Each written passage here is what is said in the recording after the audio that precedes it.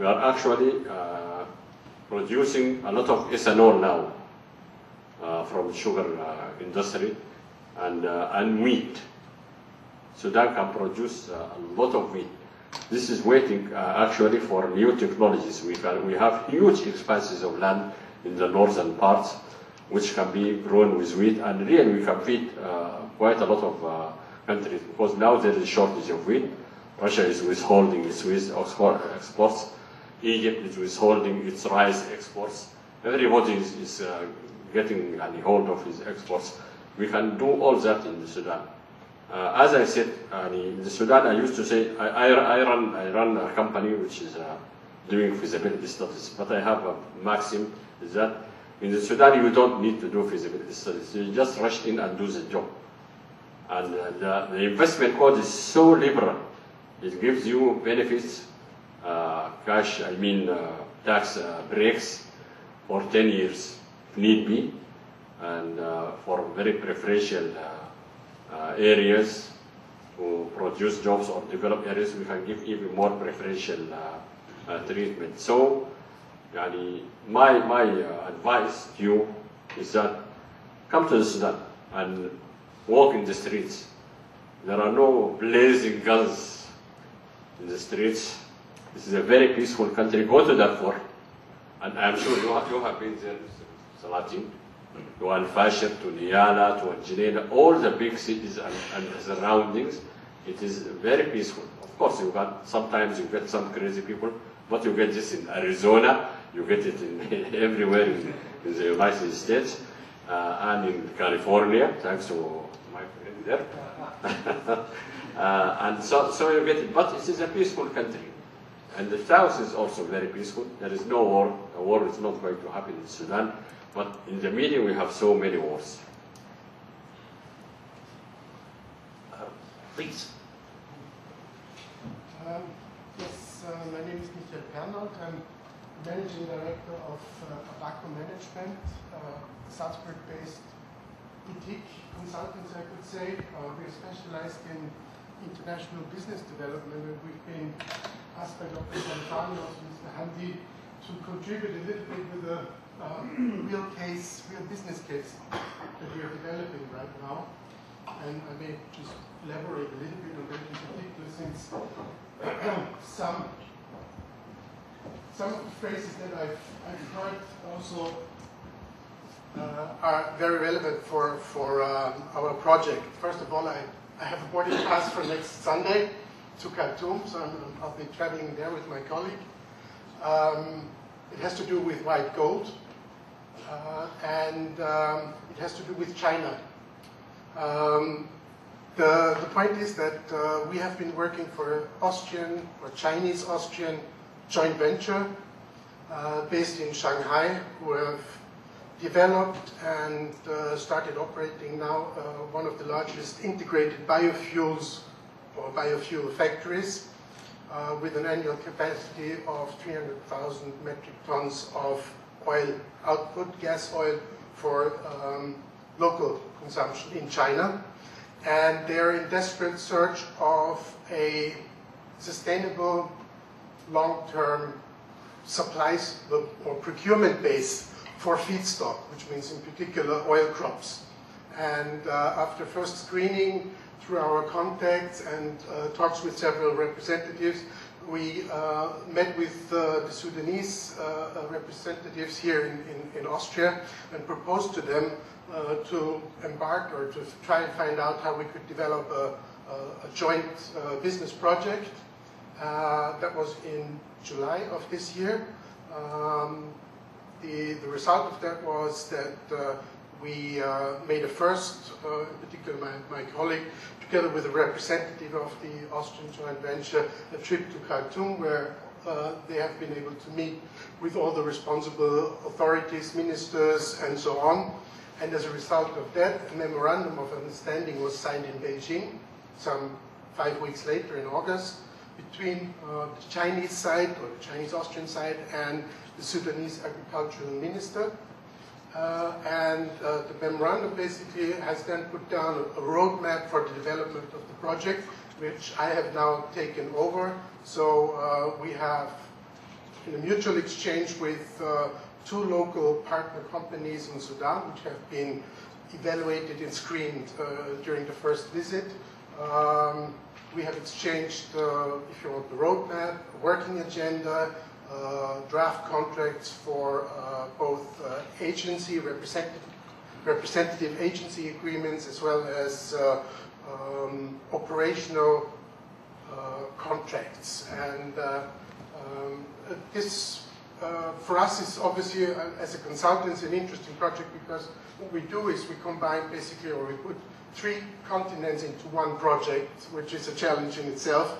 So we have Chinese side, we have Austrian know-how in terms of management, as Mr. Hamdi referred to, which is essential to, we believe, and we're sure we are confident that we can contribute this know-how to the success of the project. And on the other hand, we have found that on the Sudanese side, very professional counterparts, a very professional business environment, good communication, and to some extent much better than with the Chinese side.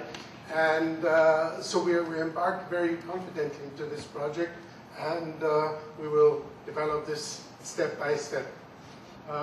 Another, which basically is, and here you can see how synergies work basically, and what we do with our networks. The 2 of us come from a Swarovski background. We've been managers at Swarovski, and there has been also interest from the Sudanese side and inquiries about importing Swarovski products into Sudan. And we also follow up on this idea, and we have a first draft concept for a potential agency for Sudan, and we will talk to potential candidates during our next visit.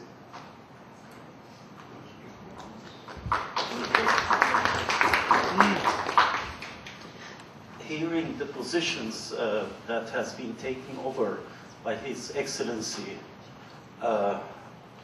Minister Hamdi, I'm wondering, you should be 150 years of age. So how did you get, and your mother, not that much of age, you are a young man, let me say it at the front, but we have to discuss it later on. Excellency, I have a question, because I've joined a Sudanese company to N'Djamena, to Chad, and followed and recognized that Sudan is a gate to Africa. May I, either your good self, Excellency, or Excellency Ambassador Al-Amin, because he's a very knowledgable person in relation to the other African, the black African countries, and elaborate on this gate. I would like to hear about this gate to the African countries. Thank you. I have discovered this fact that we are a gateway to Africa. Actually, in a very practical way. I was managing the first Islamic bank in the world, which started in Sudan, Faisal Islamic Bank, in 1978.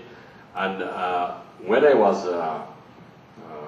financing trade, I realized that actually we are financing trade not only for the Sudan, because the volume of letters of credits and finances in different ways was much bigger than what the Sudanese market would take.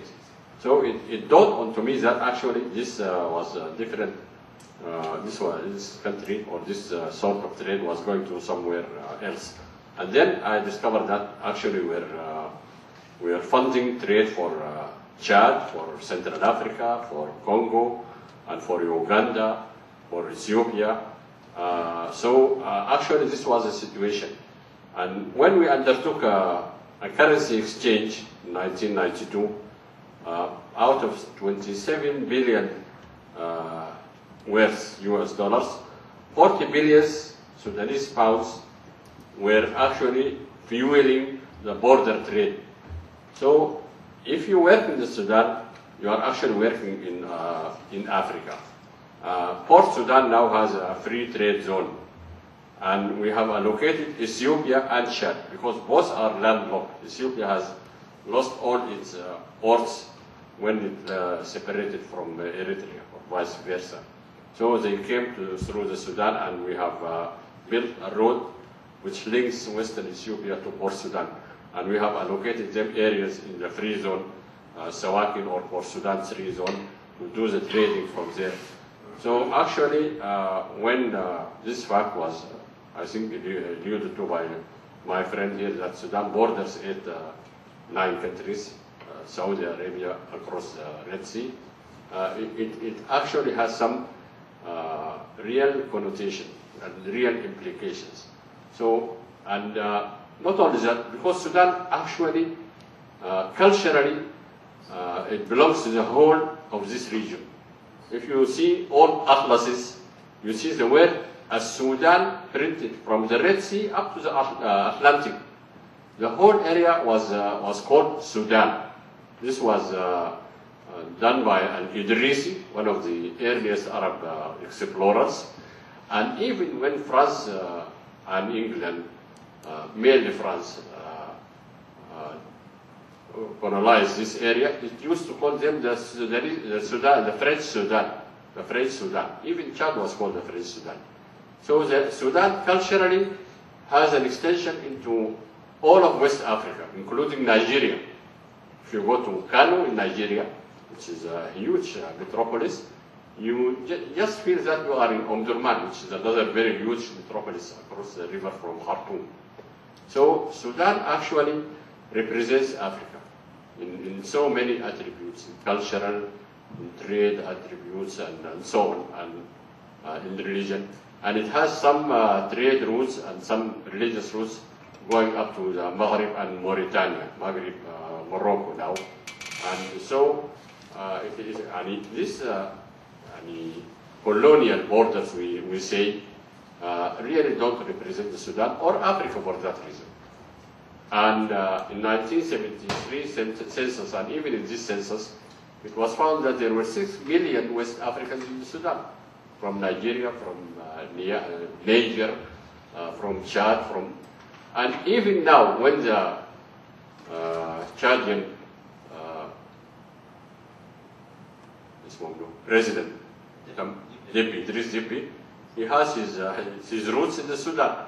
When he comes to Khartoum on a state visit, he would use his arms in Medani, and so on and so forth. And so this is a country which has so many roots outside its colonial borders. So borders mean nothing for us in Africa, actually. You want to add more? In fact, you have said it all, Your Excellency, but that's one of the characteristics that we have spoken about, is that the Sudan is neighboring 9 countries. And now the port of Sudan is becoming more and more a gateway for many African countries. If we speak about Ethiopia, if we speak about Chad, if we speak about Central African Republic, Port Sudan is becoming a gateway to all these countries. These are all landlocked countries. There is so much of cross-border trade that's going on between Sudan and those countries. If you are, for example, in Chad, or if you are in Central African Republic, you can easily have the Sudanese goods, and you can have other goods that's coming through Sudan. So Sudan is really a gateway to those countries. And as His Excellency Hamdi said, that we are having so many people from the south, from West Africa, who live in Sudan. And just for example, to tell you that for Niger, for example, which is having more than 3 million inhabitants in Sudan who live in Sudan, Sudan is considered to be one of the most important electoral constituencies for Niger. And the politician who win the constituency of Sudan usually win the election in Niger. So we can imagine the links, the amount of the links, the cultural, and the same for Eritrea also. Yes, in Eritrea there are hundreds of thousands who live in Sudan. So Sudan is really a gateway to these countries. Now there is a very ambitious project for a railway line that will connect Sudan to most of West African countries, through Chad to Central African Republic, and then it goes up to the western coast of Africa.